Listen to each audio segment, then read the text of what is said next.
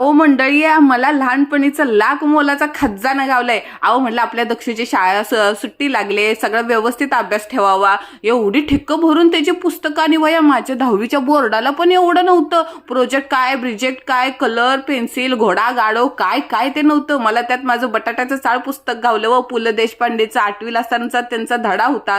तेव्हापासून पु ल देशपांडे माझे आवडते लेखक आहे. अहो त्याचा कप्पा बिप्पा एकदम साफ करून ठेवला पुढच्या वर्षाची तयारी करायला. त्यातच मला खजाना घावला. आपली लहानपणीची अंकल पिओ ज्याच्यात बघून आपल्याला आई शिकलो. छत्रपती शिवाजी महाराजांचा पहिला धडा ऐकला. आणि हा धडा, हा पहा बाळ बाळ पाटावर बसला, बाळ भात खातो, हा कोणी कोणी वाचलाय मला खरं खरं सांगा. दिवाळी आली, आईनं दिवाळी केला. आणि पाडे कोणाकोणाला येत नव्हते. 16 16 16 दुने 32 16 त्रिक 16 आई शपथच. ह्या षटकोन काटकोनाचा माझ्या आयुष्यात तर काहीच उपयोग नाही झाला. हे तर सगळ्यांच्या घरात असणार आहे बघा.